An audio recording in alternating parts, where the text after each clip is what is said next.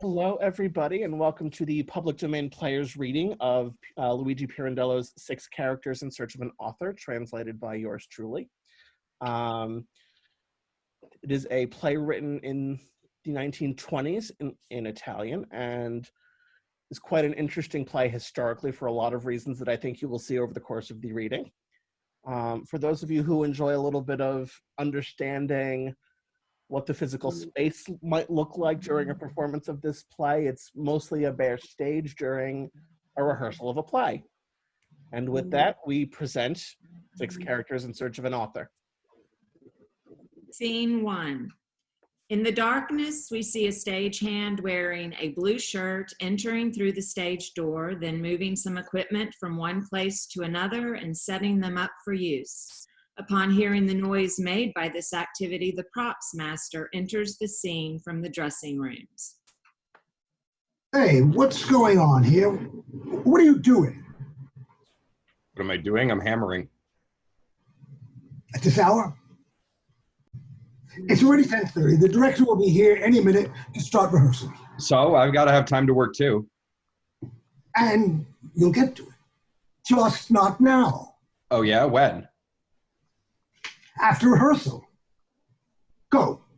Get out of here and let me set up for the second act of Rules of the Game.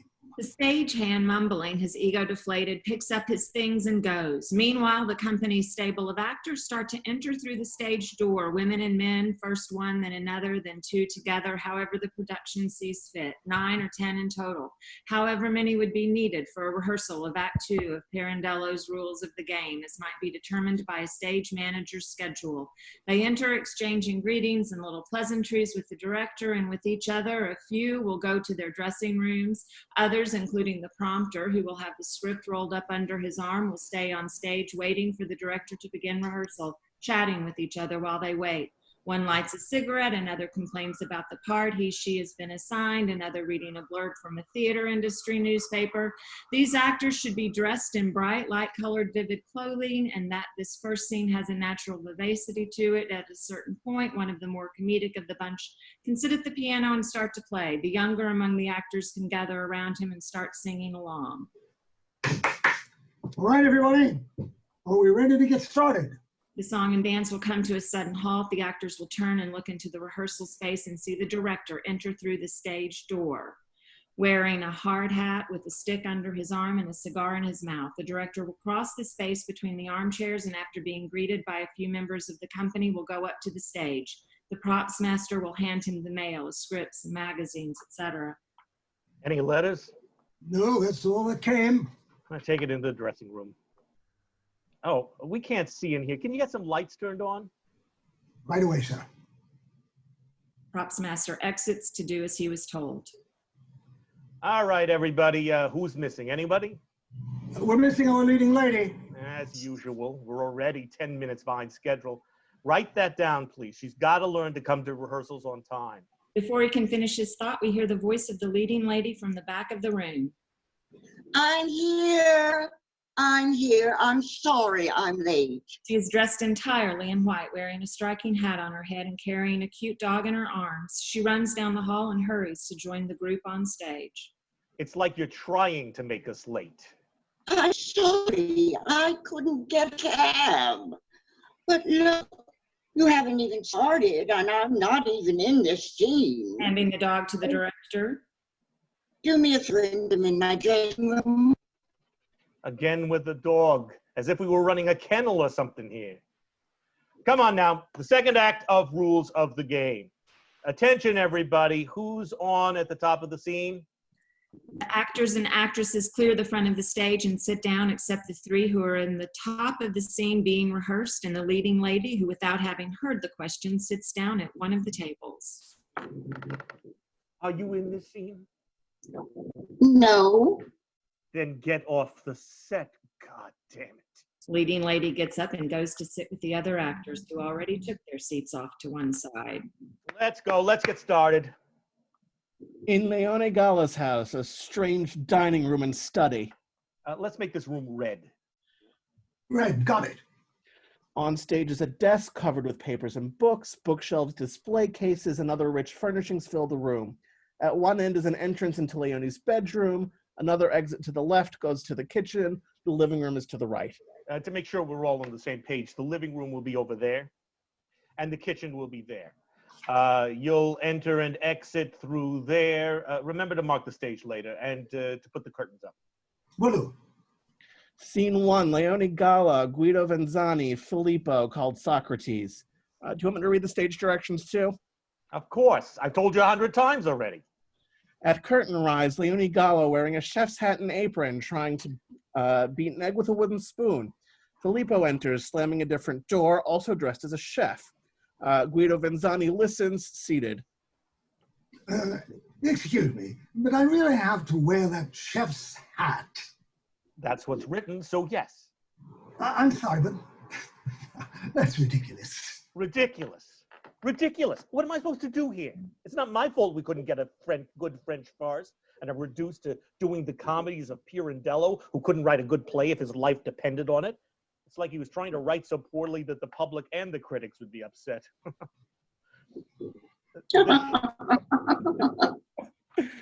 The chef's hat, sir, and beat the eggs. Do you believe these eggs that you are beating, that your hands can do nothing else? Calm down. Now act out the scene. Now, quiet on the set and pay attention. Yes, sir. The shell, that is to say, the empty form of reason without the fullness of instinct, which is blind. You represent reason, your wife, instinct, in a game of assigning parts in which each person, acting his own part, must become the puppet of himself. Understood? Not in the slightest. Well, neither do I. But let's keep moving so that you can praise me when it's over. I suggest standing in a three-quarter cheat, because if you don't, between the obtuseness of the dialogue and that of the audience, you won't be heard, and the whole thing will turn to shit. All right, and away we go. Excuse me, sir. Is there any chance I can go to the booth? There's a draft over here. Sure, but hurry up. The doorman has entered the rehearsal room with a braided hat in his hand, crosses the room to the armchairs to announce the arrival of 6 characters who, having followed him, have entered the room themselves, looking a bit lost and perplexed, taking in the space around them. Excuse me, sir. What is it now? There are some people here asking for you. I'm in the middle of rehearsal. No one's supposed to come in here during rehearsal. Nobody. Who are you? What do you want? We are here in search of an author. An author? What author? Well, any author, sir. There are no authors here. We haven't rehearsed a new play in years. All the better then. We can be the new play you rehearse. Listen. Yes, but if there's no author, unless you'd like the job. You guys must be joking. No, sir, we never joke. Just the opposite, in fact. Our story is a sad drama. And telling our story could bring you just the luck you need. Get out of here. We have no time to waste on crazy people. Oh, sir, you know well that life is full of infinite absurdities which, strangely enough, do not even need to appear plausible since they are true. What the hell are you talking about? Therefore, since truth can involve implausible absurdities, I say it is really close to madness to strive to do the complete reverse. That is, to create plausible situations in order that they may appear true. Yet that's what you do without questioning it. And allow me to point out that, crazy though it may be, this is the rationale for theater, is it not? Let me get this straight. You think ours is a profession for madmen? Well, to make appear as true things which are clearly not, without any need or as a game. I mean, is it not your job to bring fantastic characters to life? And yet, I ask you to believe, dear sir, that the profession of acting is a noble one. If today, as it has been for years, playwrights give us silly farces and puppets to play instead of men, know that we are proud to give such life on these stages to immortal works. Exactly. Perfectly. To living beings more alive than those who breathe and wear clothes. Being less real, perhaps, but truer, we are of the same opinion. Come on, you said it yourself. Excuse me, but no. It was you, sir, who shouted at us that you don't have time to lose with craziness, while you know yourself better than anyone that nature only serves as an instrument for humans to continue fantasizing higher and higher their work of artistic creation. Fine, but where does that leave us? Where do we go from here?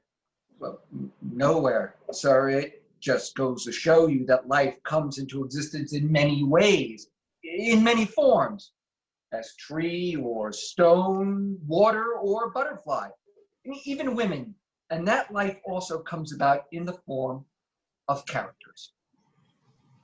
So you're telling me that you and your friends here were all born characters? Precisely, sir. As alive as you see us here before you. Well, I'm sorry to see you laugh like that because, we carry within us a sad drama, as we think you can see from the woman here dressed in black. Having spoken thus, Father offers his hand to Mother to help her climb the last few steps up to the stage, and continuing to hold her hand, leads her with a certain tragic solemnity to the other side of the stage, which suddenly lights up fantastically. The girl and boy will follow Mother, but son will keep away, staying down front, disgusted. Stepdaughter will also appear downstage, leaning against the proscenium arch. Get out of here and keep quiet. Get up and leave. God damn it, get them out of here. You heard the man. Go on. Get. We can't. Look, We have just work to do here. You just can't burst in here, and there are laws against this sort of thing. I am surprised by your incredulity. Perhaps your company is not accustomed to seeing characters created by an author jumping up on stage one after the other. Maybe because there's no script that contains our every known detail. You've got to believe that we really are just 6 characters, sir. And interesting ones at that. We're just lost. Yes, lost. That's a good description. In the sense you see that the author who created us gave us life, but then didn't want to, or perhaps couldn't in any material way, put us into the work of art.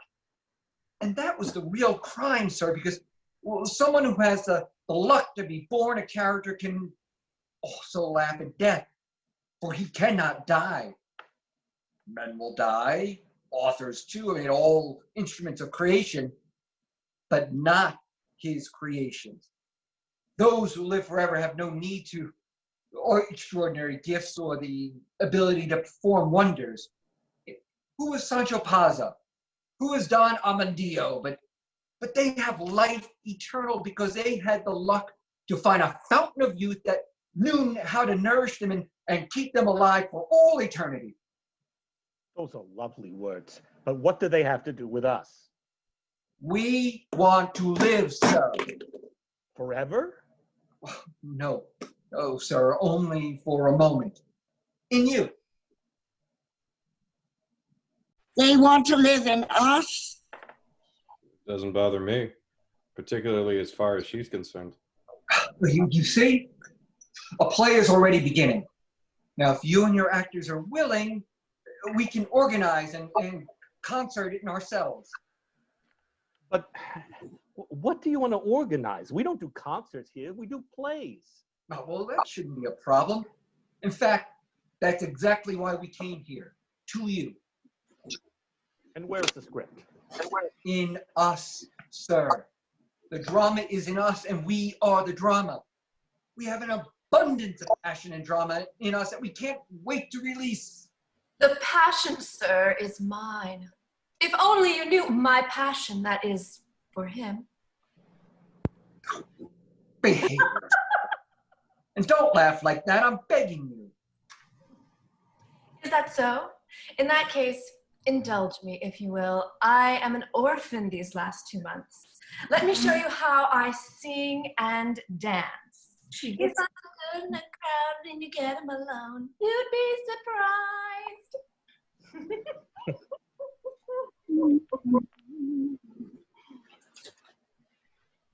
Bravo. Bravo. Bravo. Well done. Silence. Do you think this is a bar with an open mic night?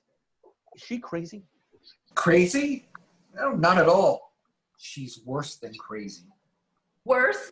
Worse? Well, sir, worse. Listen, let us show you our drama, a quick version at least. So you can see that at a certain point, when this darling girl here, see how beautiful she is? My dear, my darling. Anyhow, when this darling girl here was taken away by God suddenly from that poor mother there, and this imbecile does the worst of his nonsense, like the moron he is, then you will see me take flight. Yes, sir, I will run away as fast as I can, but for the time that hasn't come yet, because after what happened between me and him, I can't see myself in this group anymore, abetting the agony of this mother for that fool. Look at him, how indifferent, how relaxed he is, because he is the legitimate son who will contempt for me and for him and this baby, all because we are bastards. Do you understand? Bastards. And this poor mother here, who is the mother of us all, he doesn't want to recognize her as his mother.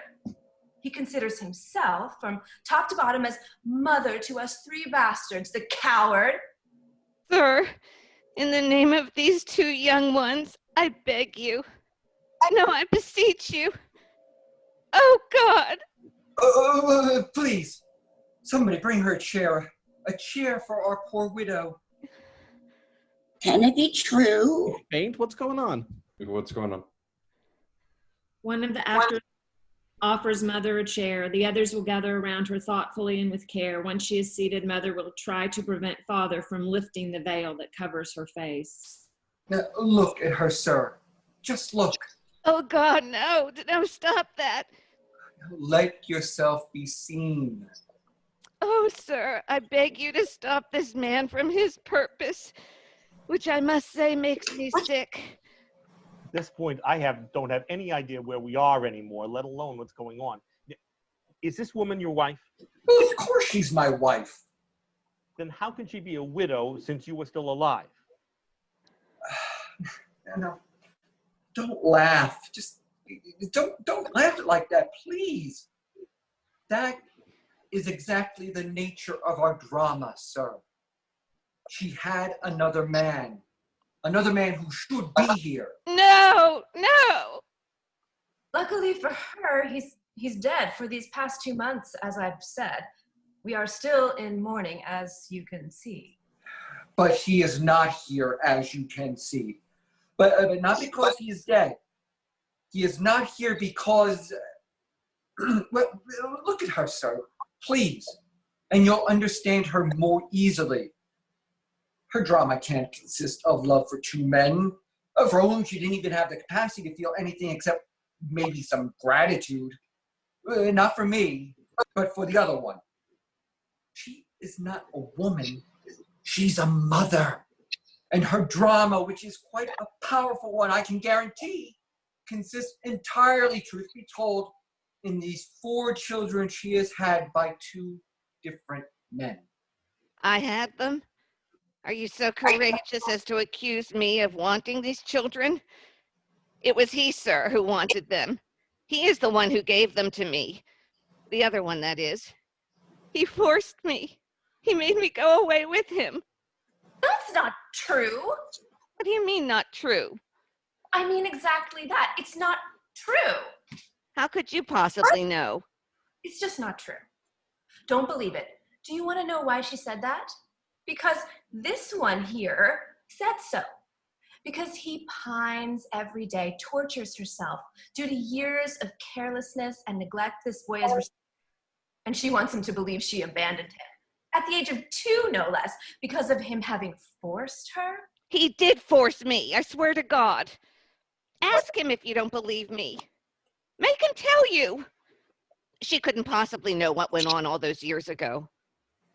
I know that with my father, as long as he lived, you were always happy and at peace. Try denying that if you can. That is true. I cannot deny it. He always loved you and cared for you. Isn't that true? Say it! Why don't you speak, fool? Leave that poor little boy alone. Why do you want me to seem ungrateful, daughter? I hate offending your father. I told him that it was neither my fault nor my pleasure to abandon his house or his son. It is true, sir. I did that. What a show this is. We get to be the audience for once. All right, let's listen, everybody. Listen. For once. Yes, let's hear that. Let's hear that glimmer of philosophy. Let's tell them of our demon of experimentation. You are a cynical imbecile. If I've told you once, I've told you 100 times. No, he mocks me, sir, by this phrase I have found for excusing myself. Phrases. Phrases. Phrases. As though everyone weren't comforted in the face of facts that cannot be explained, and in the face of an all-consuming hatred, to find a word that doesn't mean anything, and yet in which we can find relief. Ever the remorseful, him. Oh, the remorseful. That's not true. I have not calmed myself only with words. And with a little money, sure. With the 100 lira you offered me as payment, sir. Oh, this is vile. Vile? The money was there in a little blue envelope on a mahogany table in Madama Pache's back room. Madama Pache? You know the type. One of those ladies who sells coats and robes, attracting poor young women of good breeding as salesgirls. And he thinks he's bought the right to tyrannize everyone with those 100 lira he was ready to pay, about which, fortunately, he had no reason to pay. But it was just about to happen, you know. Shame, daughter, shame. Shame? This is my revenge. I am thrilled, sir. Thrilled to relive this scene. The room, here. The show, coats, there. The sofa bed, this. The mahogany table with the blue envelope of money, I can see it. I could take it. But the other gentleman should turn around. I'm almost nude. But I don't blush anymore because he is the one who blushes now. But I assure you that there was a lot of paleness in that moment. You must believe me, sir. I don't have any idea what's going on anymore. Can I challenge that ungracious assassination of my character? I'd like to impose a little order on these proceedings, sir. Please, just let me speak without any judgment so that I can present my case fairly. Now is not the time to narrate it. Now is not the time. But I'm not narrating. I want to explain it. Fine. Have it your way. At this point, director gets up again and comes to the stage to return things to order. But that's where all the trouble lies. In the words. But we all have within us a world of things, each one of us. And how can we understand each other, sir, if I put into the words that I say, the meaning and the value of the things inside me as I see them, while those who listen to those words inevitably assume that those words have a meaning that relates to the world of things inside them. Oh, we believe we understand each other, but we never do. Look at all the pity I have for this woman, which she takes as the most ferocious form of charity. But you cast me out. You hear that? Cast out. She really believes I drove her away. Oh, you really know how to talk. I don't have it in me to talk like that. But believe me, sir, that after he married me, who knows why he did that? I was a poor girl, a humble woman. But that's just the point.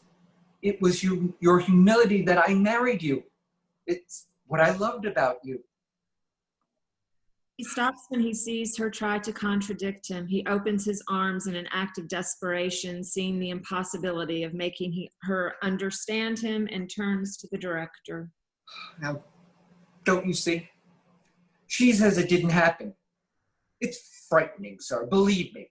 Her deafness is frightening, this mental deafness she has. She's become desperate in her deafness. Yes, but let it be said now that our saving grace has been your intelligence. Oh, if it were possible to predict all the evil that can be born of the good we believe we do. This is such an interesting story. Keep going, but just remember that we need you to be very clear in your explanation. Certainly. Look, sir, I have had with me a poor man, my clerk, my secretary. He was a very devoted, a sincere devotion, particularly when it came to her. Now, those two really understood each other without any shadow of malice. He was kind and as humble as she was. Well, neither one could so much as think of doing anything evil, let alone act upon those thoughts. That was his job. He thought it for them, then acted upon it himself. That's not true. I meant to do well by them, and yes, by myself as well. I confess to that. Now, sir, I had gotten to a point where I couldn't say a word to either of them without them giving each other sly looks or trying to have silent conversations with each other just by looking at each other a certain way, as though they were trying to keep me quiet and appease me. They understood that was all it took to put me into a rage, into a state of intolerable exasperation. And why then did you not send the secretary away? But that's exactly what I did. But then I saw this poor woman stay at my house as though she were lost, like one of those animals or beasts with no master, who one takes in for pity. Up yours. Oh, it's true, though. About your son, isn't it? He has taken my son from my breast before, sir. But not out of cruelty. I did it so that he could grow up big and strong in the countryside. And it shows. Oh, so that's my fault, too? That he's grown up in the way he has? See, I gave him a wet nurse in the country, sir, a peasant woman, since she didn't seem strong enough to me, despite her humble upbringing. Now, remember, sir, that this was the reason why I married her. Well, perhaps it was a whim, but what can you do about those? Now, I've always had these damned aspirations to a certain high morality. Oh, make her stop. I can't stand it. Stop, I can't hear. I could no longer see myself besides this woman. But not so much, believe me, out of any annoyance or heat I may have had, but out of pain, a true pain that I felt for her. And you still sent me away. Well provided for to that man, sir, to be rid of me. And for his own liberation as well. Oh, yes, that is true, I admit. And a great evil followed. But I did it out of the goodness of my heart, as much for her as for myself, I swear. Now, I never lost sight of you. Never. I never lost sight of you until he took you away from one day to another without my knowledge to another country, foolishly impressed with my pure interest in her. Sir, believe me, which had not even the slightest ulterior motive. Now, I was interested in the incredible tenderness I felt for the family she was creating. Even she would agree to that. That's true enough, yes. When I was a little girl with pigtails and I was only so tall, I used to see him standing there when I left school each day. He had come to see how I was growing. Oh, how ungrateful. You should be ashamed of yourself. Why is that? For shame. For shame. When she left, sir, my house felt empty. It was my worst nightmare. She was like a siren, filling me with dread. I found myself wandering the rooms like a mosquito without a head. And this boy here, who was raised somewhere else, I'm not sure where, suddenly came home, no longer seeming to be mine. With no mother to get in his way, he grew up himself and by himself, without any relationship, either intellectual or of affection, to me. As a result, strange as it may seem, but true as it remains, I was curious at first, then gradually attracted to this family of hers, which had come into being from my actions. The thought of her began to fill the void I had been feeling all around me. I began to really need to believe that she was at peace, filling her days with the simplest duties of daily life, and lucky to be so far away from the complicated torments of my spirit. So, to prove to myself that this was in fact the case, I used to watch the girl come out from school. Yes, he used to follow me in the streets and laugh or smile at me. Once I was at home, he would wave at me like this. I used to watch him, wondering who he might be. I told Mother about him and she knew immediately who he was. For a few days thereafter, she didn't want to send me to school. When I finally returned to school, I saw him waiting outside again with a roll of paper in his hand. He approached me and caressed me. Then from the bundle under his arm, he took out a straw hat and a bouquet of May roses, all for me.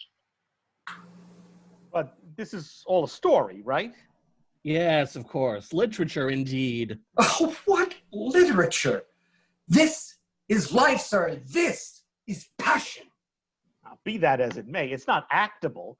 We can't put this story on stage. I agree, sir. Because this is only the build-up to the story. And I'm not saying this part should be acted out. In fact, as you can see, she is no longer a young girl with pigtails. Or my panties showing below my skirt. The true drama to be played out, sir, is what's coming up. Something new, complex. As soon as my father died. Oh, the misery, sir. They came back here without my knowledge due to her stupidity. I mean, she could hardly write her own name, but she could have easily had one of the children write to me that they were in need. And tell me, sir, how was I supposed to guess that he had all this feeling within him? But that is exactly what you did wrong. Never to have thought about my feelings at all. After all those years apart, and with all that had happened. Oh, and that's my fault? That this other guy brought you away? Oh, I told her day after day, because she had found some place or another to live. I had no way of tracing them, and well, of course my interest diminished for many years. The drama continues, sir. Upon their unexpected and, might I add, violent return, when I, unfortunately led by the misery that still lives in my flesh. Oh, what misery.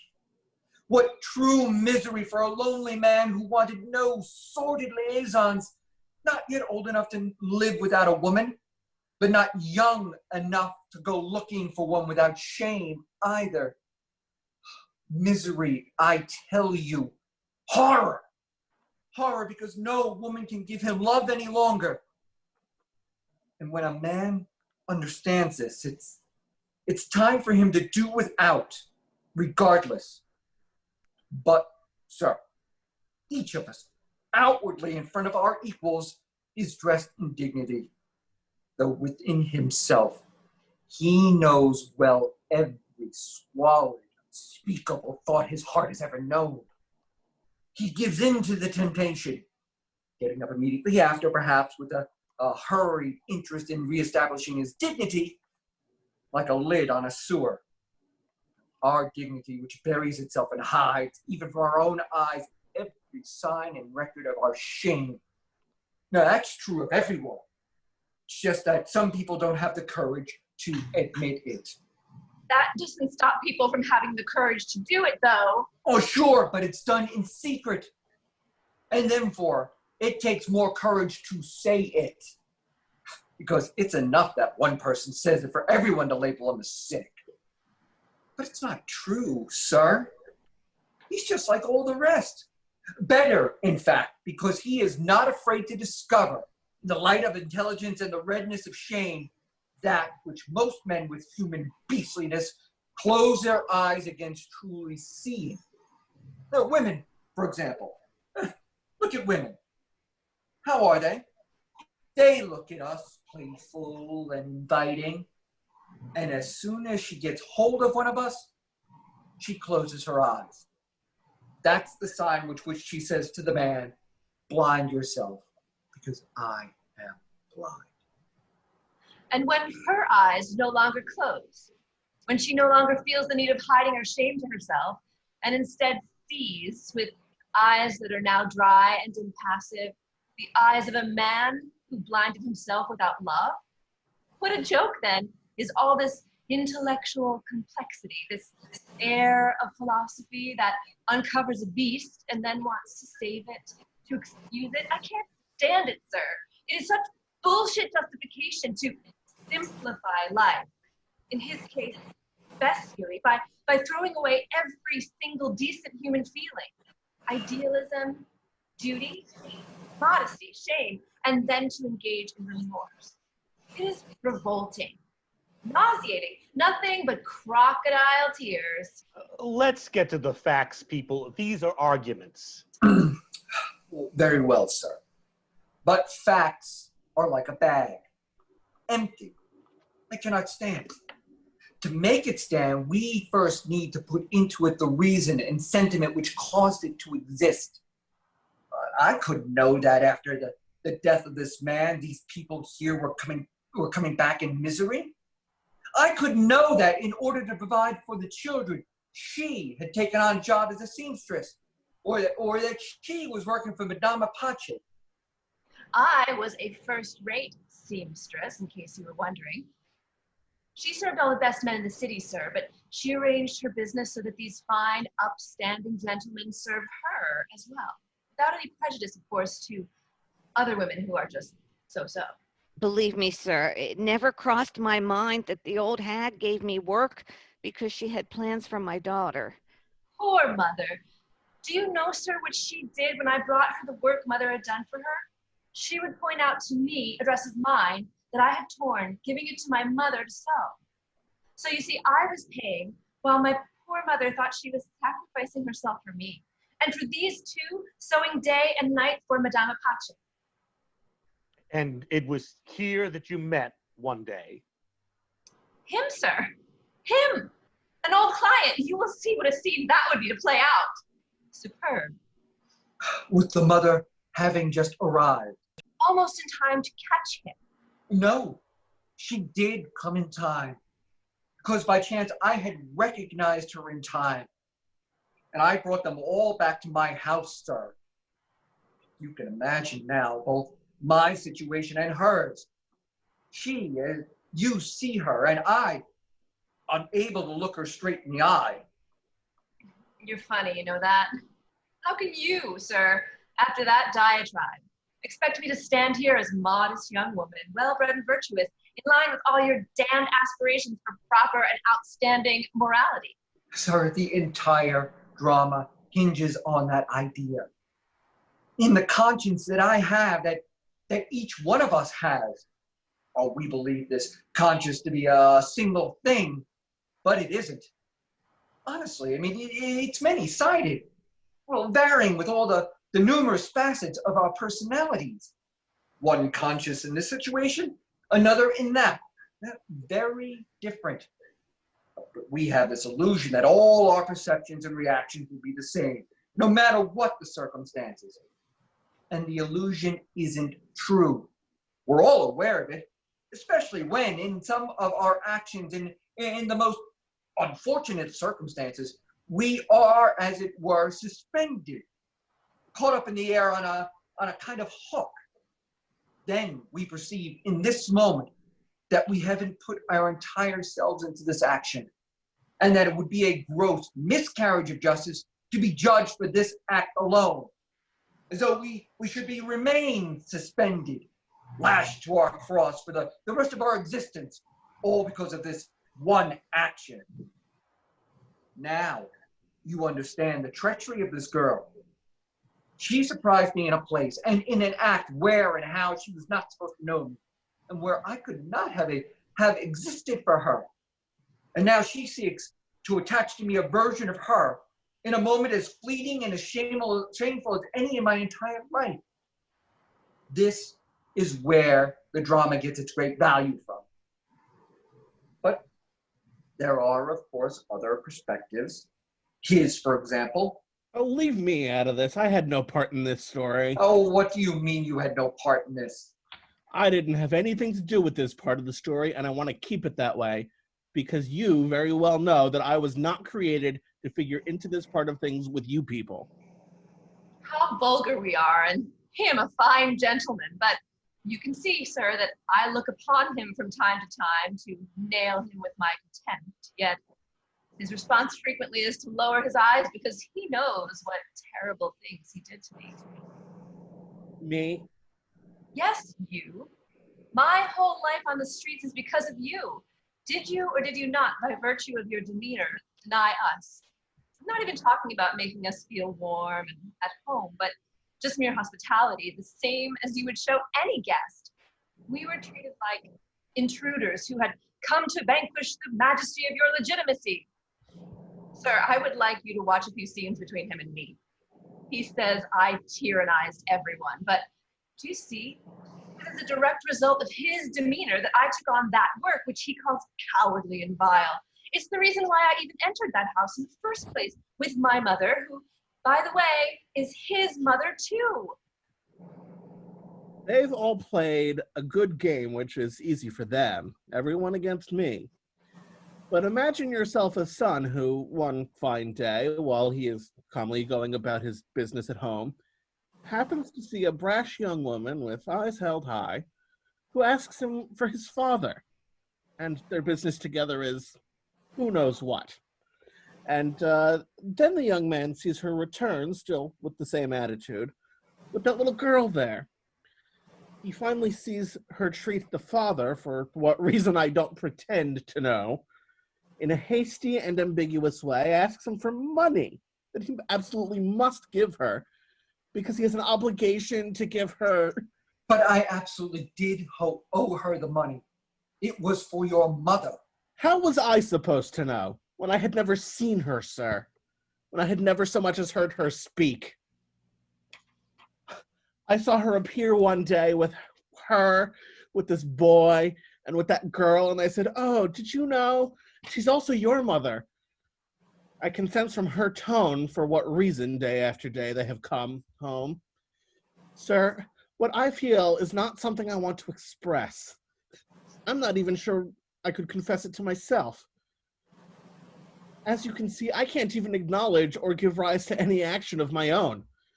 Believe me, sir, I am a character who's not fully realized, dramatically speaking, and that I am bad, no, evil in their company. So I'm begging you, leave me out of this. Pardon me? What was that? It's exactly because you were. How could you know what I am when you never paid any attention to me? No, I admit it. I admit it. But isn't that a situation all into itself? This withdrawn quality you have, which is so cruel to me and to your mother, who, upon returning home, sees you for the first time. Having grown so much she doesn't recognize you, yet still somehow knows you are her son. Look at her. Even now she is crying. Like the fool that she is. Even she can't stand him. He says he doesn't come into this when really the whole crux of the action turns on him. Oh, look, astonished and humiliated. I mean, this boy is that way because of him. because the most distressing situation belongs to him. Feels like a stranger more than anything else. He feels the poor little boy that he is, the anguished disgrace of being welcomed into this house, all for charity. He is a spitting image of his father. Humble, doesn't talk much. This part of the story seems not so nice. You don't know what a kind of nuisance kids can be on stage. Oh, well, he's not going to be gone. He's going to be gone soon anyhow. Well, this girl, too, was the first to go. Ah, wonderful. And let me assure you that I find all of this to be fascinating. I can already sense the drama that can be brought out in this story. When you consider that you've got a character like me, that should be obvious. Oh, shut up, you. A new work, yes. The newest, sir. It takes a certain amount of nerve, I must say, to barge in here and... Well, you must understand, though. I mean, born as we are for a stage. Are you saying that you're amateur actors, then? No. I'm saying we were born for the stage because... Ah, come on. You're an old ham. I can see it. Not at all, sir. I mean that each of us plays the role he has assigned himself, or a role that others have assigned him in life. And in me, then, is passion itself, you see? And passion has a way of becoming, by its own devices, somewhat theatrical. I'll leave that be. But you see, without an author, I could send you to someone if you like. No, listen. You are the author. Me? What are you saying? I'm saying you.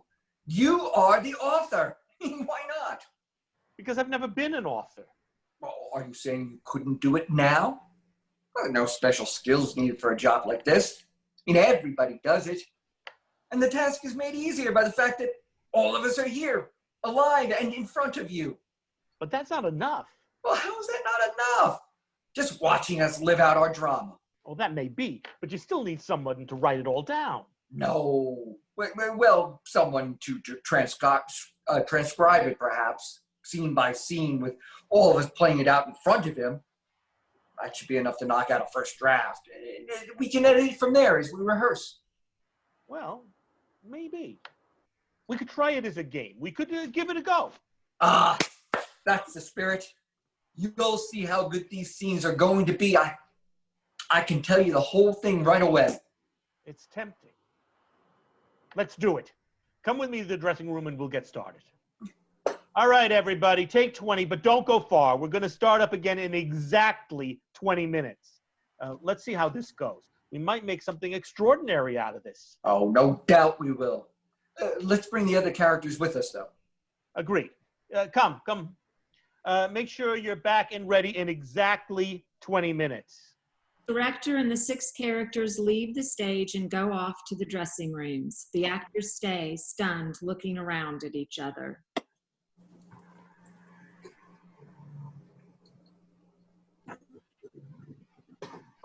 Is he being serious right now? What is he doing? This is pure madness. And he wants us to improvise a drama entirely on our feet? Sounds just like Commedia dell'arte. If he thinks I'm interested in jokes like this. I'm not either. What I want to know is, who are these people? Madmen or rascals? And he's actually listening to him. The vanity. To think he can just write all of a sudden. Well, it's unheard of. It's unheard of. If this is what the theater is coming to... Oh, the whole thing is a joke. But we have no choice but to see what happens. And just like that, chatting amongst themselves, the actors will leave the stage, some going out for a cigarette, others to their dressing rooms. The curtain will stay up. There is a 20-minute intermission. Scene 2. From all corners, the stage fills again with the actors, the stagehand, the prompter, the wardrobe person, and as a group, the director and the 6 characters. Okay, is everybody here? Let's get started. Is the stagehand nearby? I'm here. Set up the stage for the scene in the hall. A door frame and a general indication of the space will be enough. Hurry up.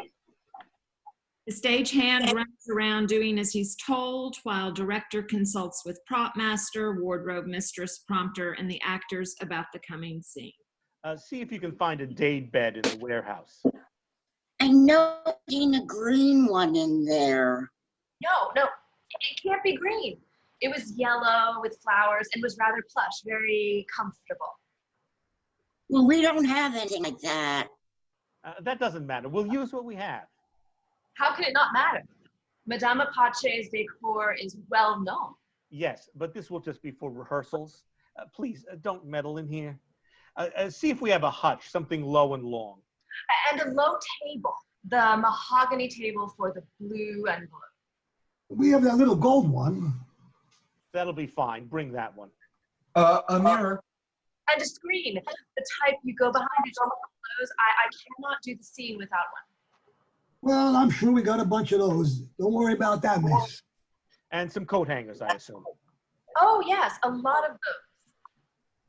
See how many we have and bring them down here. Yes, sir. The Propsmaster goes off to do as he's told. Meanwhile, the director will start talking with the prompter and then with the characters and actors who will arrange the furniture brought by the stagehands, arranging them in a way as to best serve the scene. Bring that one there. It's the centerpieces of the whole action of the play, you see. Now, I need a different skill from you. Stenography? Oh, wonderful. Do you know stenography? I don't know how to prompt for this play, but I can write it down. In this case, all the better.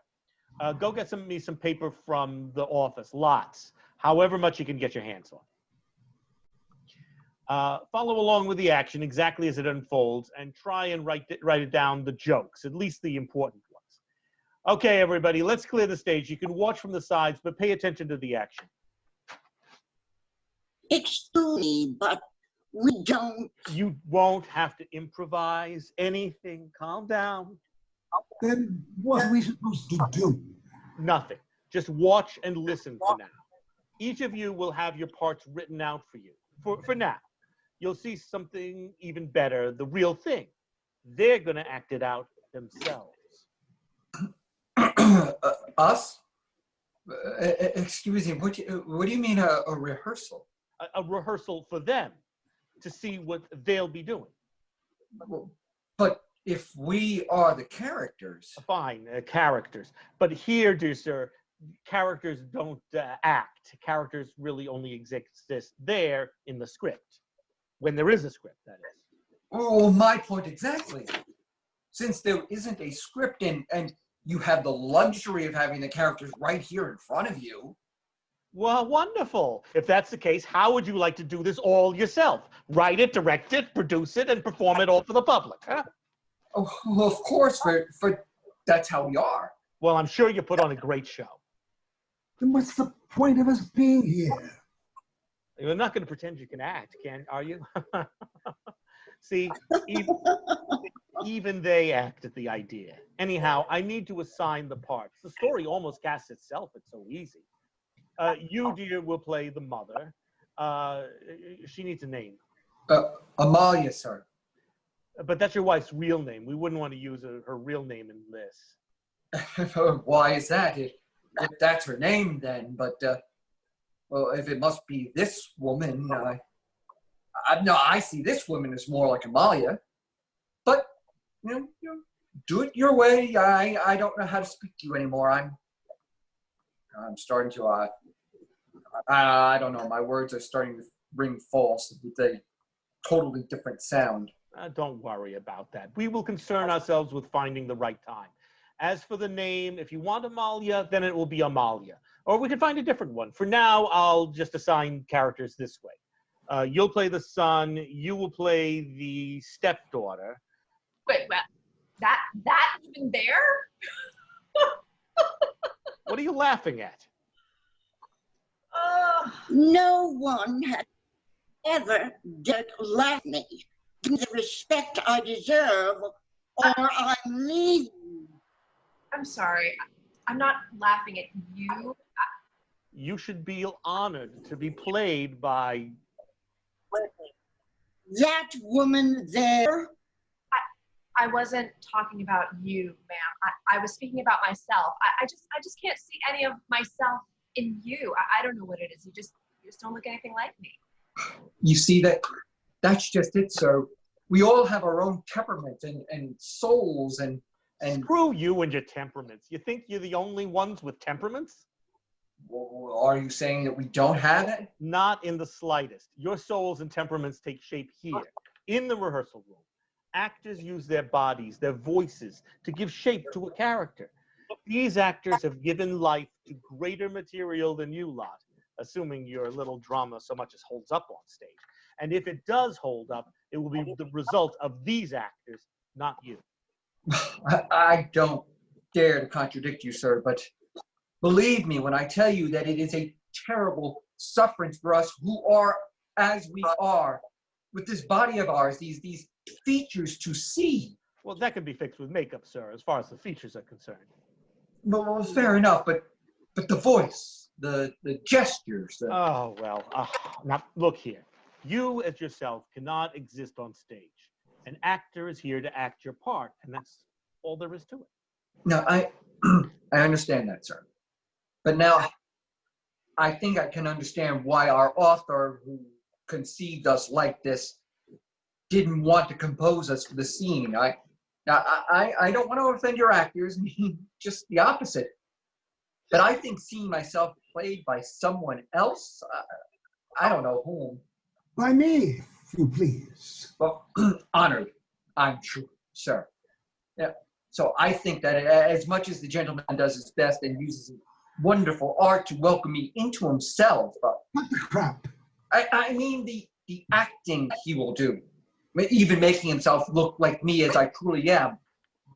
It would be rather, well, other than the features and the makeup, it would be more of an interpretation of me than what I truly am.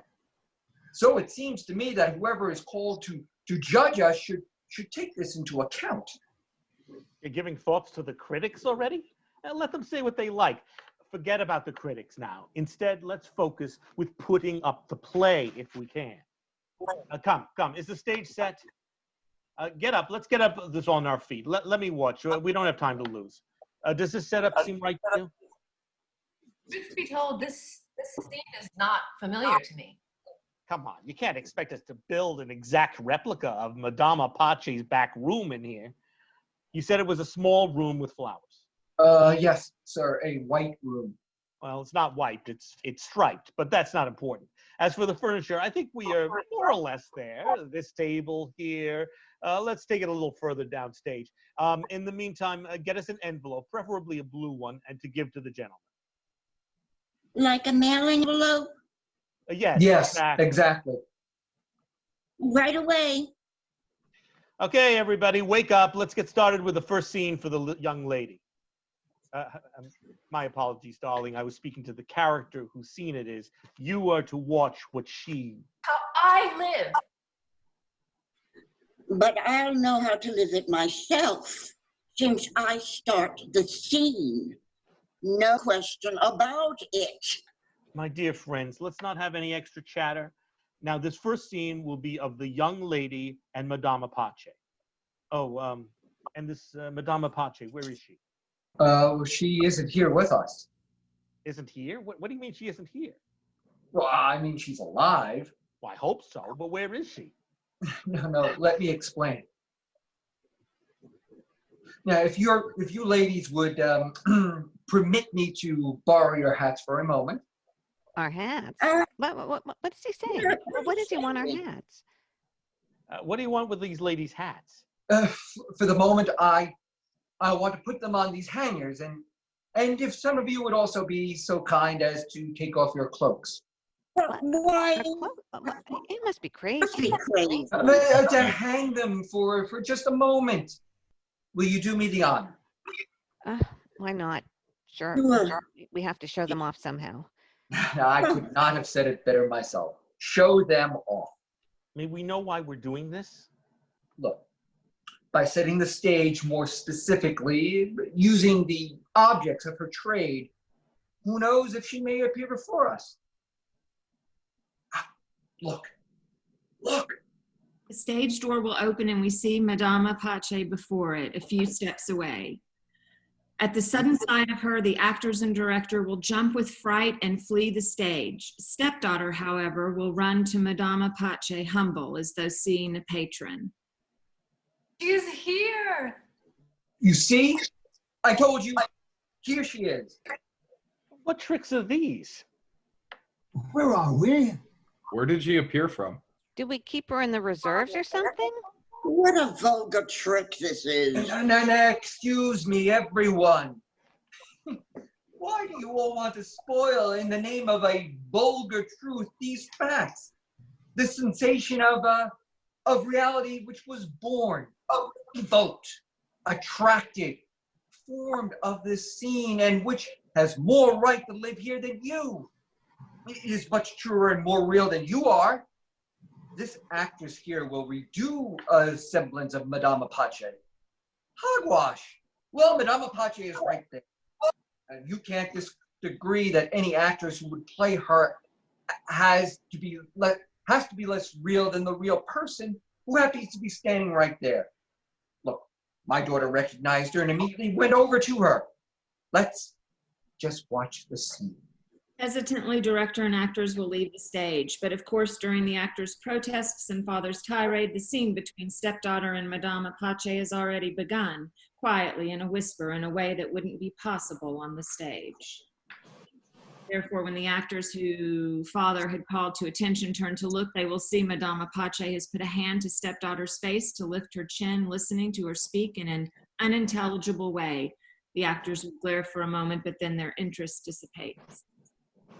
Well? What is he saying? I can't hear a damn thing. Louder. Louder. Louder? Eh? How loud should I be? We are saying things that cannot be said loudly. I could have said them loudly to shame him as a form of vengeance, but between Madama and I, it's another thing entirely, ladies and gentlemen. Is it indeed? But here we need to be able to hear you, my dear. This is the stage, after all. And just imagine when an audience is here. And besides, they would not speak loudly among themselves, assuming they were not here to listen as we do now. They must pretend to be alone, in a room, in a back room, where no one can hear them. Stepdaughter, graciously, smiling mischievously, shakes her finger a few times in disagreement. What do you mean, no? Someone in particular will hear us if she speaks too loudly. Are you saying you've got someone else who will magically appear from thin air? No, sir, she means me. Now, I've got to be in the scene too. There, behind the door, waiting. And Madama knows it. Actually, if you'd allow me, I'd like to get ready immediately. Hold on, wait. We've got to respect the needs of the theater. First, if you are ready. Yes, certainly. I'm dying to do this scene. If he's ready, I'm more than ready. But first, the scene between you and Madama Pace needs to come forth. Do you understand? Good God, sir. She's been telling me what I already know. That mother's work is poor quality again, and the dress is ruined, and I need to be patient, and if I want her to continue helping us in our time of misery. She's right, daughter, because I don't want to take advantage. I don't want to be tougher. What was that? Is that how she speaks? Yes. Italian, half English, but good at neither. It's no nice for them to laugh at me, but I tried to speak the English. But of course not, madam. Speak the way you speak. The impact will be just right. We wanted exactly a thing like that, to put some comic relief into the cruelty of the situation. Don't change a thing about the way you speak. It's wonderful. Wonderful. Of course it's wonderful. To make certain suggestions of language of that kind, the effect is absolutely certain that it will seem like a joke. It makes us laugh to hear that talk of an old senor who wants to make amuse himself with me, doesn't it, Madame? No so old, my dear, no so old. A little bit old, good looking. That's the party for you. If you know like, you'll be discreet. Witch! Assassin! That's my daughter! Mother, no! Please! Calm yourself. Please, sit. Then take her away from me, please. She can't stay here. My mother, she can't stay here. It's true. They can't be here together. You see, when we arrived, she wasn't with us. Now, having them together gives away the whole story. You understand. Well, that's not important right now. What we are doing now is just a first draft. We want to get it all down in one place, even if it's confusing, so we can organize it later. Come, dear. Have a sit. Right here. That's good. In that case, get up. Get up. No, I thank you. I'm not gonna do nothing anymore with your mama here. Oh, come on. You've got to introduce me to the nice old man who wants to talk to me, remember? If that's the way you're going to behave, you can go. I go.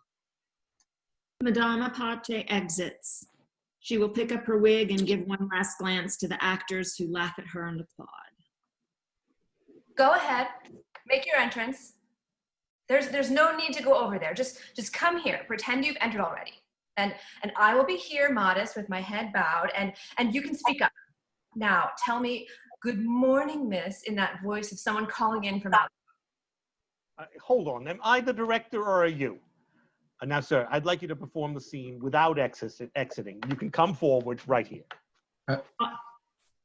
Father, almost stunned, begins to perform. He is pale, but already invested in the reality of the contrived situation. He smiles as he comes down stage like a stranger to the drama that is coming. The actors become immediately intent on following the proceedings. Make sure you get as much of this as you can. Good day, miss. Good day. Father will spy on Stepdaughter a bit under a hat that almost hides her face. Seeing that she is very young, he will exclaim to himself, somewhat out of complacency, but also for fear of compromising himself in a risky endeavor. So, tell me, miss, this won't be your first time, right? You've been here before? No, sir. I mean, there have been other times. More than one? Well, then you have no reason to be shy. May I remove your hat? No, sir. I'll do it myself. Oh, God. Oh, God. Allow me, I can do that. Oh, my. A beautiful, dear head such as yours deserves a better hat. How would you like me to help? How would you like to help me pick a new one from Madama's selection? Oh, be careful with those. The hats belong to us. Be quiet. No chatter from the peanut gallery. They are playing a scene. Continue, please. No, thank you, sir. Oh, come now. Don't be like that. I want to get you a new hat. I'll be upset if I can't get you one. Oh, there are some beautiful ones here. Just look at them. Besides, Madama Pache would be pleased. They're here on display for a reason, after all. But, sir, I couldn't. I couldn't wear anything like these. Are you saying perhaps that they wouldn't think well of you back at home if they saw you come back with a new hat like these? No, it's not that. I couldn't wear it because I am, well, you see, I'm sure you've noticed. Oh, warning already. It's true. I do see that now. I beg your pardon, but believe me when I tell you I am mortified. Stop, sir. That's enough. It should be I who thanks you and not you who should be mortified or grieving. Don't worry yourself over this. I beg of you. I need to forget that I'm dressed like this. Hold on. Wait. Don't write that down. Not that last bit, please. No, that was wonderful. Just wonderful. Now, you can continue from where you left off. Now, that's a great scene, don't you think? And the bit with the hat. Oh, but the best part is coming up. May we proceed? Be patient a moment. This stuff has to be played with a light touch. Briskly, right? I don't think it takes much to do this scene. Can we try it? Of course, of course. Look, I'll go over there and make my entrance. Okay, so the scene between you and Madama Pache is over. I'll have it written up properly later. Now you stay here and where are you going? Hold on a minute. I want to put my hat on. All right. Good choice. Now stand there with your head bowed. But she's not dressed in black. Oh, I will be, and I look better than you when I do. Everybody shut up. Pay attention, everybody. You might learn something here. Now, get over there and make your entrance, please. Director leaves the stage to get a full view of the proceedings. The stage door will open and leading man will come through with the brisk, ridiculous air of a gallant old man. The performance of the scene as performed by the actors will be something else, right from the top. It won't have the slightest air of parody, but will certainly appear as a refurbishment of the facts. Of course, stepdaughter and father, being entirely unable to see themselves in leading lady and leading man, and hearing their own words uttered, will express themselves in various ways, with gestures or smiles, with open protest, giving the impression of surprise, suffering, wonder, etc., as the case may be. Good day, miss. No! Quiet on the set. And you can quit it with the laughter. We can't make any progress this way.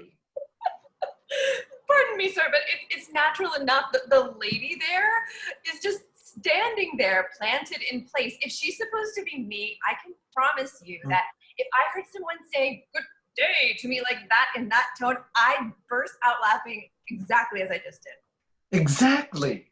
The manner, the tone. What manner? What tone? Step aside and let me watch the rehearsal.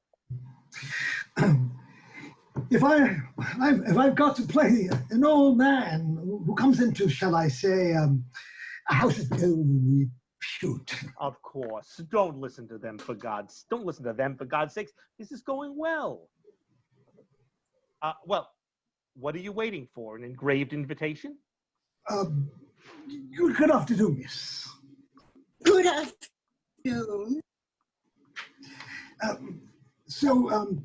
Tell me, this isn't your first time, I hope? Not I hope. Isn't it? Isn't it? Say, isn't it? This is an interrogation. I hope feels better to me. Well, yes, there is a similarity there, isn't it, versus I hope. Keep going. Maybe a little less of the caricature, though. Let me show you what I have in mind. Good afternoon, miss. Good afternoon. Pardon me, miss, but surprise, fear, and complacency, you see. This isn't your first time here, is it, that you've come here? Do you see what I'm going for? And then you say, no, sir. I'm not sure how to explain it. More than once? Is that so? Then you have no reason to be shy. Maybe you'll let me take off your hat. I'm not making a fool of myself for her benefit. Me neither. I'm not here. Forgive me, I'm sorry. You've got no education, no manners. That's all this is. You ungracious, conceited little... Yes, you're right, of course, but please excuse her behavior. What do you want me to excuse? She's indecent, disgusting. Well, yes, sir, believe me, it has such a strange effect.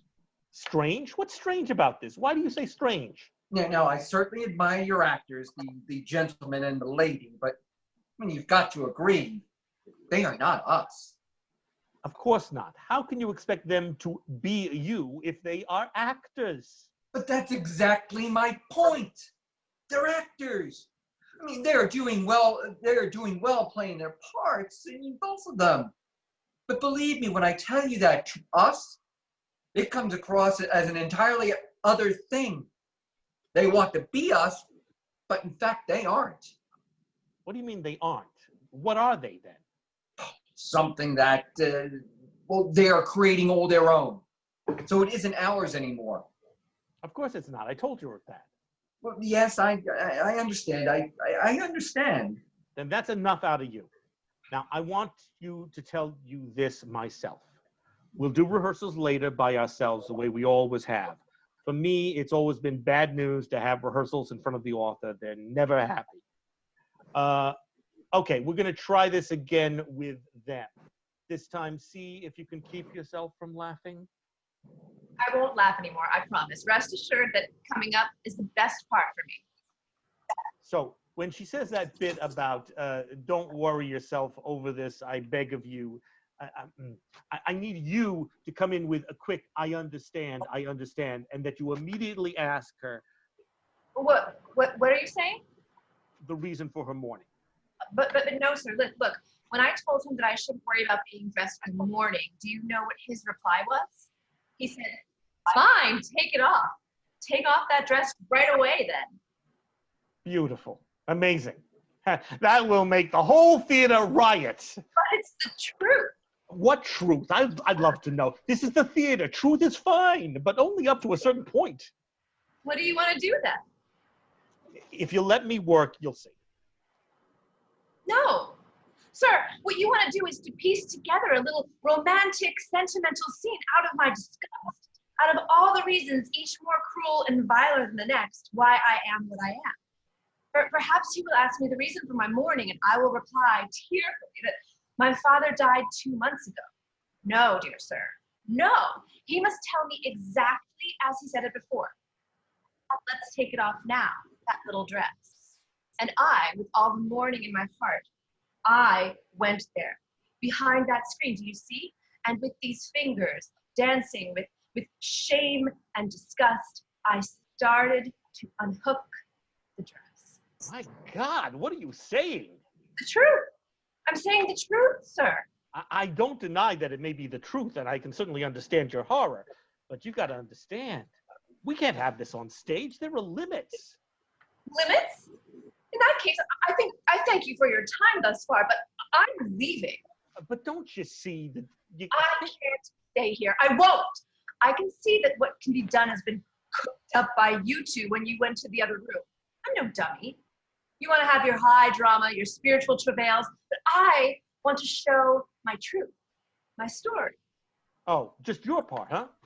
There's not just your part, if you please. There are also other parts. There's his part and your mother's part. It can't be the case that one character becomes too prominent and overwhelms the others, invading the scene.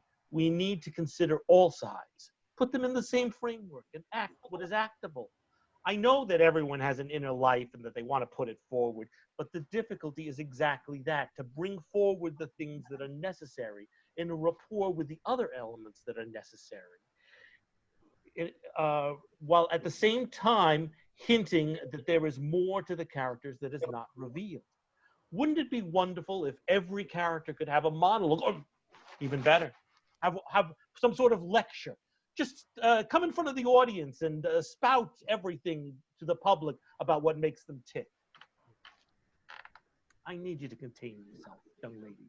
And believe me, this is in your own interest, because you can also give up a bad impression, which I'm trying to avoid with all this lacerating fury and exasperating disgust that you have, when you yourself, if you'll be allow me to be so bold as to say it, have confessed to me that you were with other men at Madama's Pace's place. More than one. It's true. But remember that for me, these other men were just like him. Which others? What are you talking about? For people who fall into guilt, sir, isn't it true that the first one who causes the fall and is responsible for all the blame that follows? For me, that person is him. Even before I was born, just look at him and tell me it isn't true. Wonderful. Does the weight of all that responsibility mean nothing to him? Give him the chance to act it out. Excuse me, but how? How can he act out all of his noble recourse, all of his moral torments, if you want to spare him the horror of having found himself one fine day after having asked her to take off her mourning dress in the arms of a woman, a child that had already fallen, a child he had watched come from school every day. No.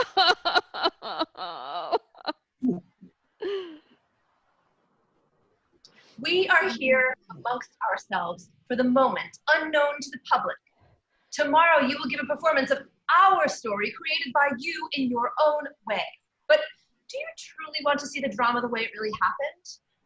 Do you want to uncover our truth? But of course, I couldn't ask for better than to see as much as you can show me.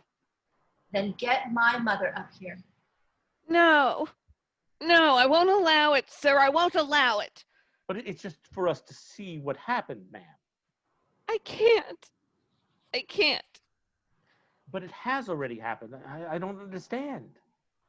No. It is happening now. It happens all the time. My agony is not over, sir.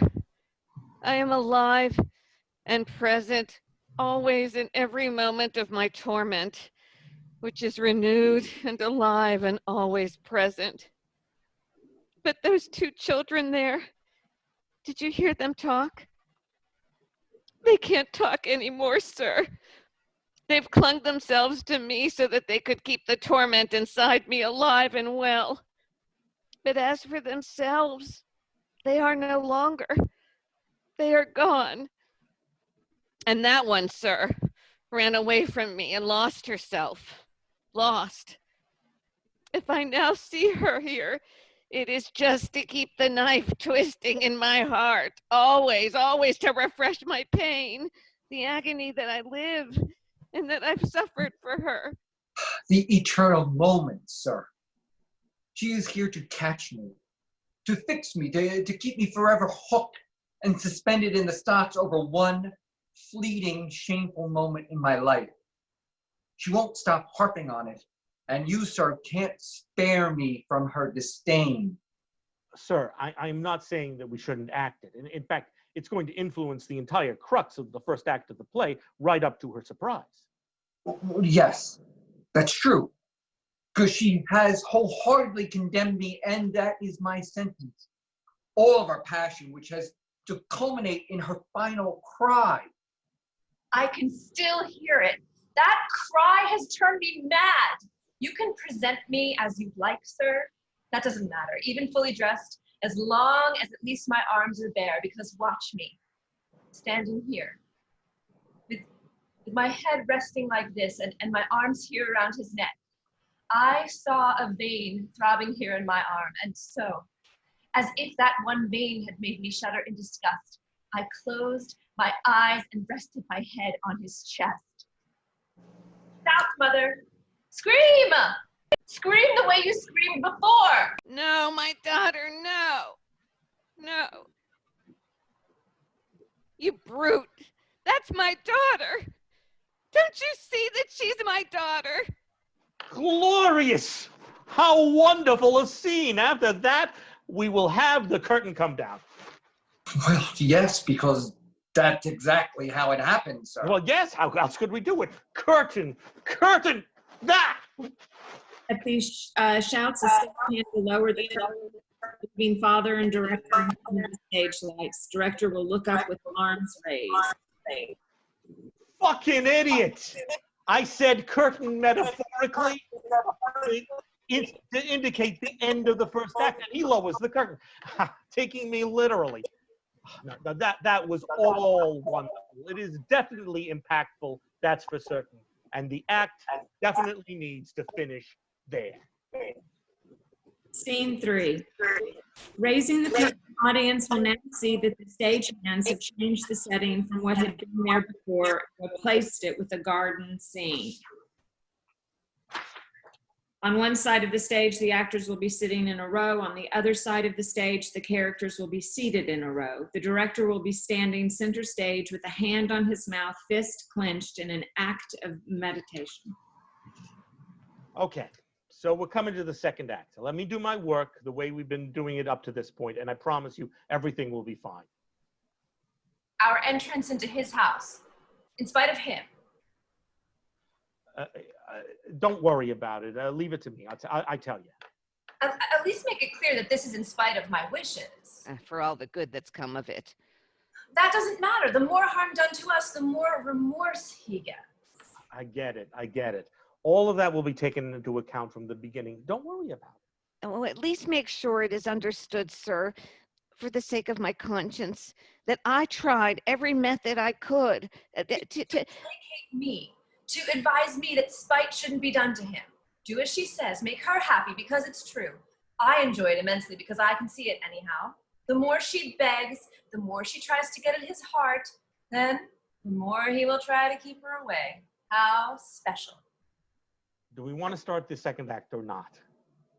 I'll be quiet now, but keep in mind that doing the whole scene in a garden, as you have set up here, will not be possible. Why not? Because he always stays closed up in his room, secluded. And there's the bit I was telling you about earlier, about that lost little boy there, which takes place entirely inside the house. Of course. At the same time, you must understand that we can't change the set 3 or 4 times in one act. They used to be able to do that. Yes, when the public was as sophisticated as that little girl there. It would make the illusion easier. The illusion?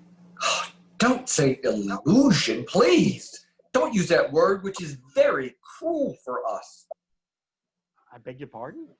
Oh, you of all people should understand how cruel that is. So what should we say instead? We've got to be able to create an illusion for the audience. With our show, of course. An illusion of reality. Now, I understand that, sir. Maybe it is you who does not understand us. Forgive me. Because you see, for you and your actors, this is perhaps just a game, and rightly so. What game? We're not children.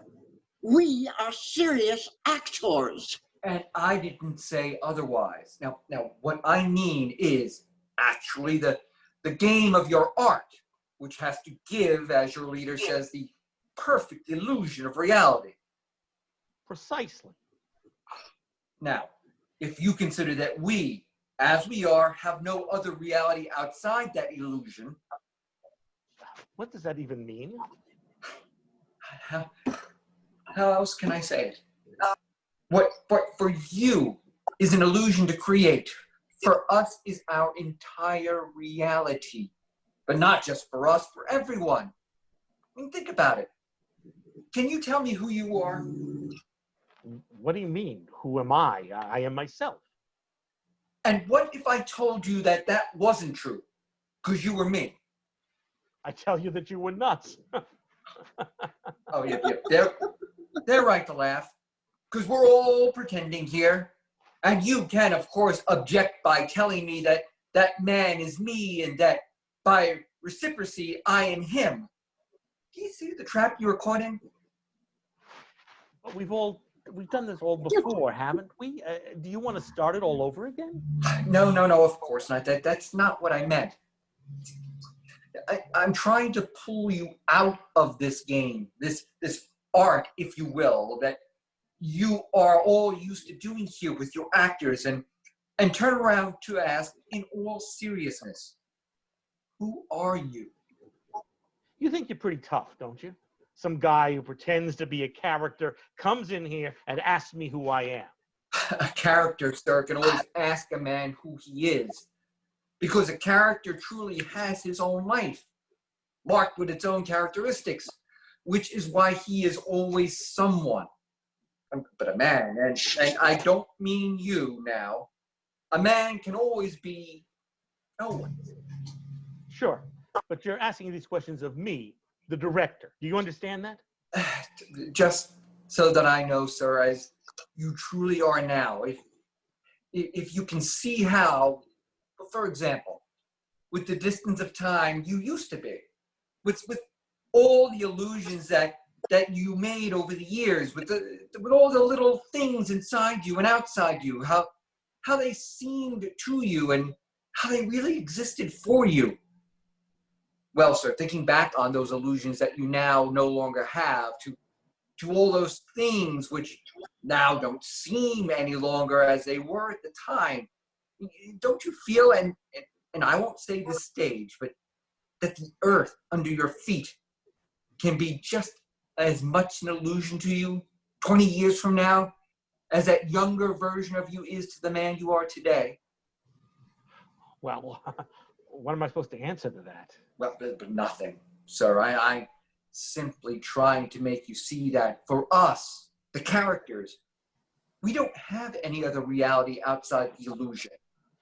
And so you can't rely too heavily on your own reality. I mean, not even the reality of what you touch and how you breathe today, because maybe it will be tomorrow or next month or next year, but today may turn out to be as much as an illusion as what you put on the stage. Aha, perfect. In that case, I assume that you'll agree that you, with this comedy you've come here to present, are more real than I am. Oh, without a doubt, sir. Really? I mean, I thought you understood that from the start. More real than me. Well, if your reality can change from one day to the next. Of course it can change. It's always changing, just like everyone else's. Not ours, sir. Don't you see? That's exactly the difference. It doesn't change. It can't change. It can't be anything else ever, because it's a fixed entity, an immutable reality which should give a thrill to anyone who approaches us.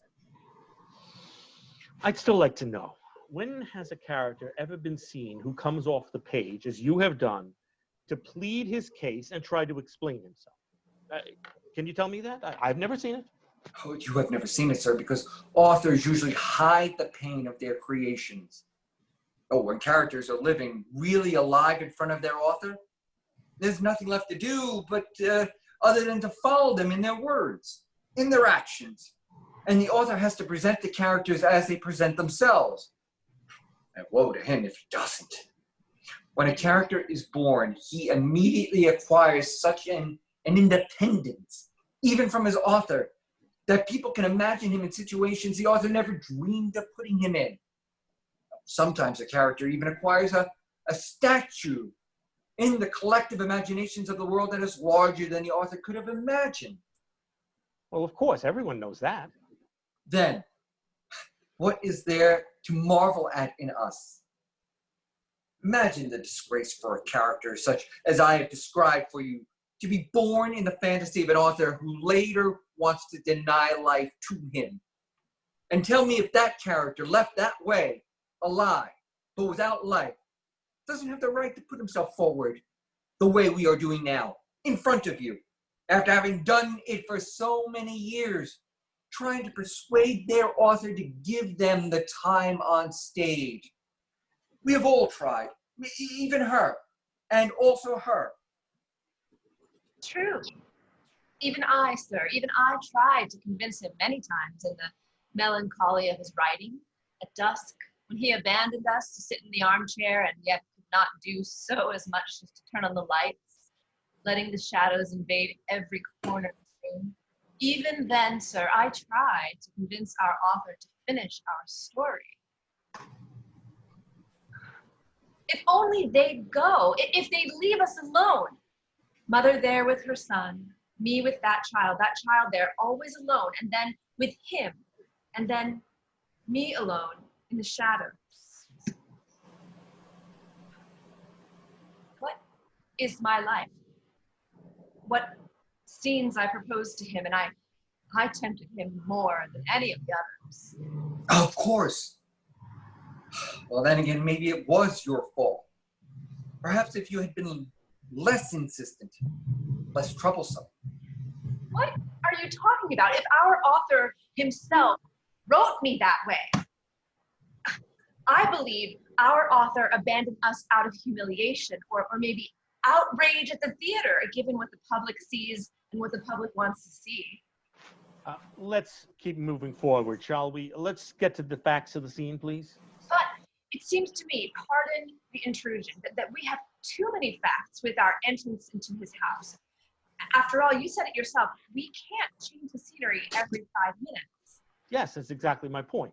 let's combine things and rearrange things into a tight, simultaneous action, and not, as you want to see it, with your brother coming home from school and wandering through the rooms like a shadow while hiding behind doors and meditating on, how did you phrase it? It dries him up. It consumes him. I've never heard that expression before, but fine. Growing only in his eyes. How's that? Yes, sir.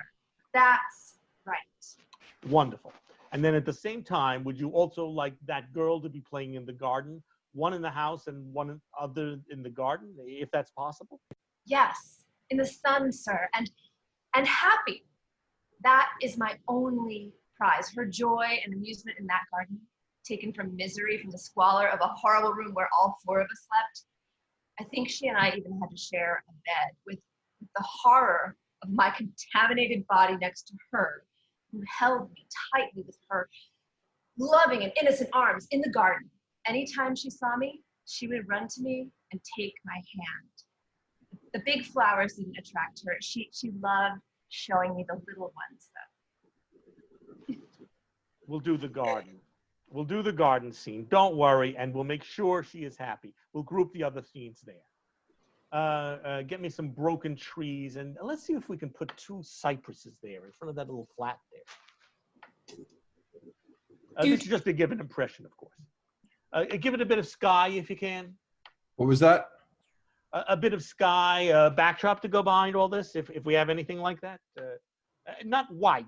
I said sky. Just leave it alone. I'll fix it myself. Now, lights. Can you turn everything off and give me a bit of atmosphere? A moon and a night sky. Blue sky right on the backdrop with some reflection. Perfect. Stop right there. Now, here, look. Now, the young boy, instead of hiding himself behind the doors in the rooms of the house, can roam around in the garden here, hiding behind the trees. Just understand that it will be difficult to find a young girl who can do a good job of that scene with you where she shows you the flowers. Come here, little boy. Please, come forward. Let's try this scene now. Huh? Come on. Yes, come here, please. He's a nice boy, but we may need to give him something to say. Come through here and back through behind this tree now. Let me see you do it. And hide yourself back there. Yes, like that. Very good. Now, try to stick your head out a little. Now, as for the girl, if she is spying on him and surprises him, would it be all right to give him a few words to say? There's no hope of the boy talking as long as he's around. You'd need to send him away first. I'll go immediately. I couldn't be more thrilled. I could not want anything better than that. No, where are you going? Wait. I have absolutely nothing to do with this business here. Let me leave. I beg you, please let me go. What do you mean, nothing to do with this? Don't worry about holding him back. He's not going anywhere. No, he's got to perform the terrible scene in the garden with his mother. I'm not acting anything. I've been saying that from the beginning. Now let me out of here. Mind if I try something? Well, you want out so bad? Here's your chance. Go ahead. Son stays right where he is, leaning towards one of the ladders, his feet fixed in place as if by an occult power. Then, to the amazement and anxious dismay of the actors, he will slowly move along the front of the stage, crossing to the other side. Once he gets there, he will try to exit the stage from there, but will find that he can't. Stepdaughter, who will have followed him with her eyes with a defiant attitude, will begin to laugh. He can't, you see. He can't. He's got to stay here, inextricably tied here. It's almost like he's chained to the wall. But if I were the one to take flight, sir, when what must happen finally does happen, only for the hatred of him that I feel, if only so I don't have to look at him anymore, if I am still here and can stand the sight of him, then imagine if he'd really be able to go away. Considering that this father of his and that mother, whose only son he is, only child he is, in fact. And you, Mother, please, come here. Look, do you see how she got up to hold him back? Come. Come. Imagine the heart she must have to allow her to show the actors what she feels here. She is so eager to be close to him that, do you see her? She is willing to do her part of the scene. During the above speech, Mother will have gotten up and approached Stepdaughter. As soon as Stepdaughter finishes the last of her speech, Mother will open her arms to signify her agreement. Me? No. I can't. If I can't leave, I'll stay right here. But let me be absolutely clear, I am not acting anything. You can restrain him, sir. No one can restrain me. Then I'll restrain you myself. Wait. First, the girl has to go to the fountain. She runs over to take the girl, bends her legs before her, and takes the girl's face in her hands. My poor little love, you seem lost with those beautiful little eyes. Who knows where you seem to be? We are on a stage, my dear.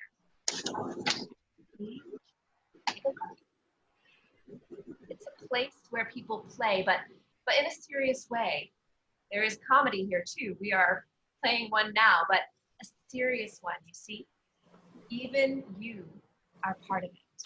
Stepdaughter will hug the girl, squeezing her to her chest and swinging her. Oh, my little love, what a hard comedy you will play. What a horrible thing has been thought of for you. The garden, fountain. Pretend, if you can, the trouble is this, my dear, that it is all fake. But maybe you will prefer a fake fountain to a real one so that you can really play with it, huh? But no, for the others it will be a game, but not for you. Unfortunately, because you are real, my love, and you really do play in a real fountain. A beautiful, real, large, green fountain with a lot of bamboo to make shade and to look at, and lots of ducks that swim on the surface of the water, breaking up the shade. You want to catch one of those ducks, don't you? No, my little flower! Your mother doesn't pay you any mind because of that roguish son of hers over there. It's that one who... What are you doing here always with that beggarly air? It will also be your fault if that little girl drowns because of your being like this. If I hadn't paid for the house we're all in. Stepdaughter will grab his arm to get his hand out of his pocket. What do you have there? What are you hiding? Take your hand out of that pocket. Stepdaughter will tear his hand out of his pocket, and to everyone's horror will reveal that he is holding a gun. She will look at him satisfied and say darkly, "Where did you get that?" The boy, stunned, always with wide eyes, says nothing. How foolish of me. Instead of killing myself, I would have killed one of those two, or even both father and son. Oh, how wonderful. And at the same time... What are you talking about at the same time? That's not what happened, sir. It's not true. There was no scene between me and her. Ask her how it happened.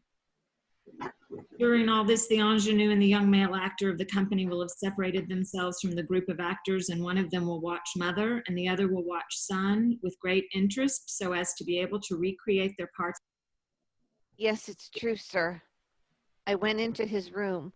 Into my room, you mean? Not in the garden. But that's not important. We need to combine the action. I've told you. What do you want? Nothing. I'm just observing you. And what about you? You're doing mother's part? Precisely. It seems to me that you should be grateful for all the attention. Oh, yes, thank you. But you still haven't understood that this play can't be done by you people. We are not inside of you, and your actors are watching us from the outside. Does it seem possible to you to live our lives in front of a mirror which, in addition to not being happy with the contents of our story to begin with, also laughs at us and reflects an unrecognizable glance back at us? That's right. That's right. You must see that by now. Fine. Go back into the crowd and leave them alone. That's useless. I'm leaving. Shut up and let me listen to the mother. Now, where were we? You were saying something about when you entered? Yes, sir. Into his room. Because I couldn't stand it any longer. I went to him to empty my heart of all the anguish that still torments me. But as soon as he saw me enter... There's no scene here. I left so that there wouldn't be any scene here because I never lived in a scene. Don't you understand? That's right. That's how it happened. That's how it happened. But still, we need to do the scene between you and him. It's crucial to the story. For me, sir, I am at your disposal. Maybe he would be willing to give me the floor for a moment to tell him everything that's in my heart. You'll do this for your mother. Do you understand me? I'll do nothing of the sort. By God, you'll do as I tell you. Obey me. Don't you hear how she speaks to you? Haven't you got the guts to be her son? No. I stopped years ago. Please, please. You must obey. You've got to. The two men fight until finally son throws father to the ground, to everyone's horror. What is this insanity that has taken hold of you? Have you no sense of decency, sir, bringing your shame and ours in front of the world? I won't stand for this. I just won't. In fact, I'll interpret the will of our playwright here. He clearly didn't want to put this on stage, after all. You're the ones who came here. He did, not me. Are you standing here or not? He's the one who wanted to come here, and he dragged us all with him. And yes, he told you some things that did happen, but he's also told you some things that never did. So, why don't you tell me what happened? You went out of your room without saying a word. Nothing. Entirely so I could avoid making a scene. But then what? What did you do next? Nothing. I crossed the garden, but that's where I stopped. And then what? After crossing the garden? Why are you making me say it, sir? It's horrible. Mother trembles all over with muffled moans, looking towards the fountain. Director notices the glance and looks in the direction of the fountain with growing apprehension. The girl. There, near the fountain. And she followed him, sir. And then? I rushed over to her. I rushed to fish her out of the water. But suddenly, I stopped myself. Because behind those trees, I saw something that froze me solid. The boy who was standing there stock still, with crazy eyes, his gaze in the fountain, staring at his drowned little sister. Stepdaughter bends over the fountain to hide the girl and responds like an echo from the deep, sobbing uncontrollably. I started to approach, and then... Son goes back behind the trees where the young boy has remained hidden. A gunshot. Oh, my son! My son! Is he hurt? Is he really injured? Everyone except the director and father, who is still on the ground near the ladder, will have disappeared behind the backdrop, which still has the look of the sky on it. They will stay there chatting anxiously until the actors come back slowly. He's dead. Poor man. He's dead. Oh, what a thing to have happened. What do you mean dead? That's total fiction. He can't be dead. No, he can't be dead. What fiction? Reality, people, reality. No. Fiction, reality. Go to hell, all of you. Lights up, please. All of a sudden, the entire stage and auditorium fill with light. I've never had anything like that happen in my life. They made me lose a whole day. Go home, everyone. What more do you want to do now? It's too late to start up again. Then as soon as all the actors have gone... Can somebody turn off the lights? Before he even finishes saying that, the theater will be plunged into darkness. God damn it! Leave me at least something so I can see my own 2 feet. Suddenly behind the backdrop, as if by some strange mistake, a green spotlight will light up and project large in size and clearly define the shadows of the characters, minus the young boy and young girl. The director, seeing them, runs off terrified. At the same time, the spotlight behind the bed will go out and a blue night sky will be lit on the stage. Slowly from the tight side of the canvas, sun will come first, followed by Mother with her arms outstretched towards him. Then from the left side will come Father. They will stop in the middle of the stage, remaining there as a dreamlike shapes. Stepdaughter will come out last from the left, running towards one of the ladders. She will stop for a moment to look at the other three and burst into a shrill laugh. Then she will rush to the other's ladder, run through the aisle between the armchairs, and will stop once more to laugh again, looking up at the three who remain in place. She will disappear through the auditorium, laughing all the way. After a moment, the curtain drops. The end.